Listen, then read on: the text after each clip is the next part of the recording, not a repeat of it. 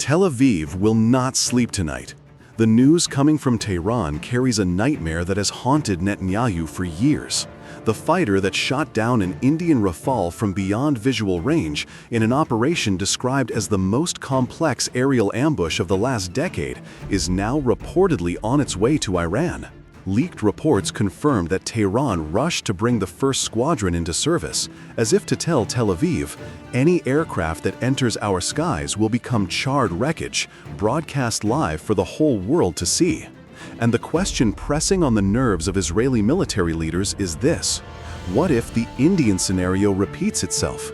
What if this fighter succeeds in laying an aerial ambush for their planes, just as it did years ago over Kashmir?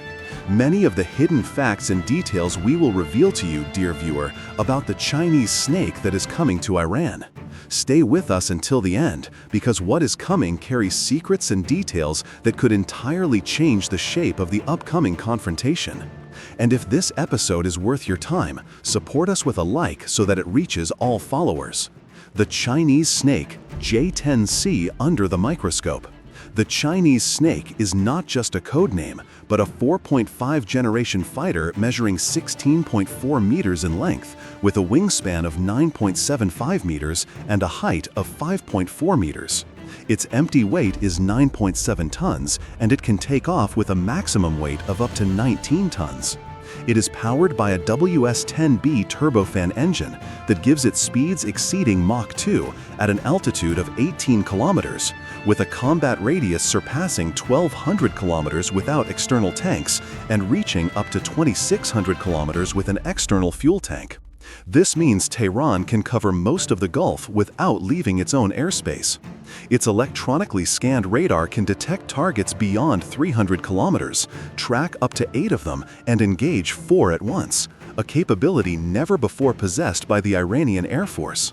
The fighter is equipped with an integrated electronic warfare suite, active and passive jamming, and an infrared search and track system that can detect Israeli stealth aircraft even if their radars are shut down. The fuselage is coated with radar-absorbing materials, and its engine intakes have serrated edges to reduce its thermal signature, making detection harder and interception more costly. Its delta wing and canard design give it sharp maneuverability and a rapid climb rate, advantages that may mean superiority in a close-range dogfight if Iranian pilots are forced into short-distance combat. In short, this is not a symbolic aircraft. It is a modern combat platform that makes any Israeli incursion into Iranian skies a genuine risk and makes repeating the Indian scenario possible and costly.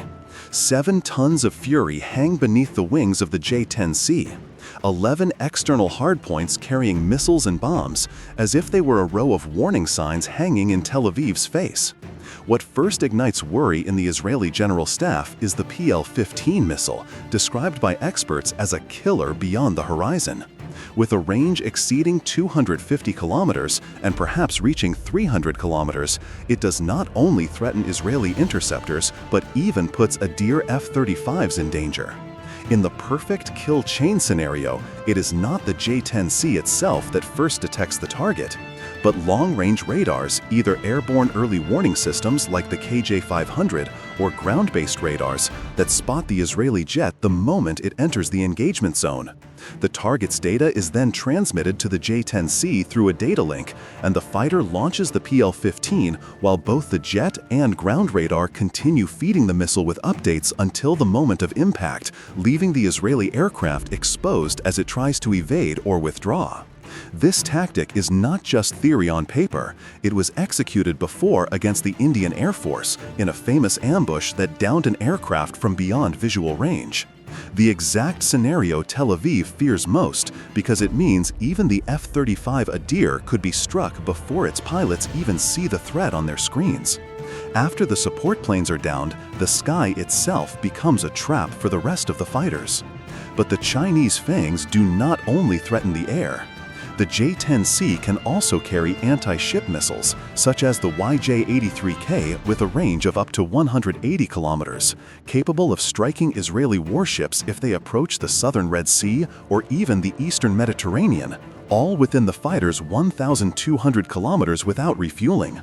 This opens the door to a simultaneous naval and aerial confrontation, where a single squadron could execute a joint attack, collapse the aerial umbrella, strike the warships at sea, and withdraw safely back into Iranian skies. But the Chinese snake also has a dark side.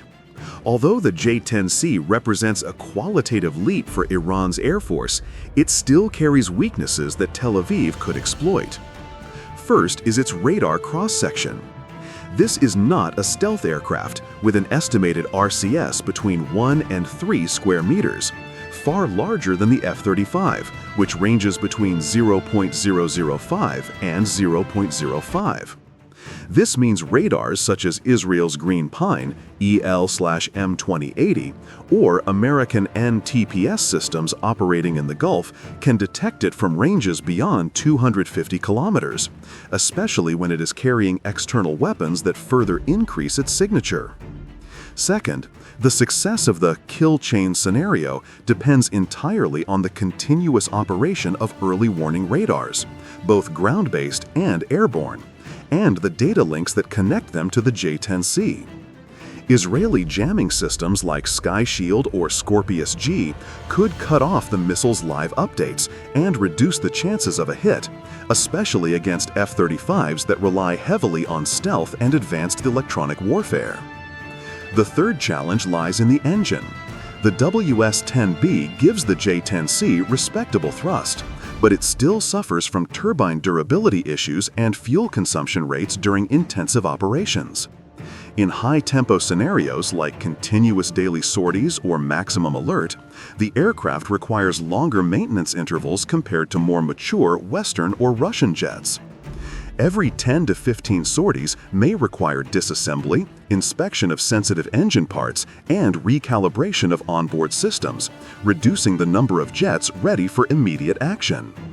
If Iran has only acquired a small squadron of 12 to 24 fighters, any engine breakdown or heavy maintenance could cut readiness by 20 to 30% within the first days of combat.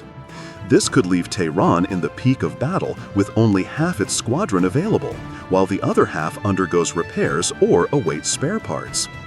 Israel could exploit this drop in readiness by launching successive air raids, exhausting the operational fighters, burning through their engine life faster, and applying extra pressure on maintenance and supply lines. The fourth challenge is training and integration. Owning an advanced platform does not mean being able to use it effectively from day one. Beyond visual range tactics and kill chain ambushes require long flight hours and joint exercises to integrate ground radars, airborne early warning aircraft, and fighters into one coordinated system. Any shortcoming in training or weakness in combat doctrine will limit the squadron's effectiveness against an experienced adversary like the Israeli Air Force. Finally, self-protection.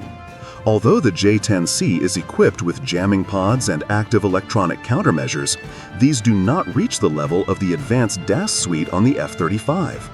This makes it more vulnerable to Israeli air-to-air missiles such as Python 5 or Derby-ER if it is detected early. In other words, this snake can bite hard, but its fangs can be broken if Israel manages to destroy command centers, blind early warning networks, or exploit its electronic warfare superiority to neutralize missiles before they hit.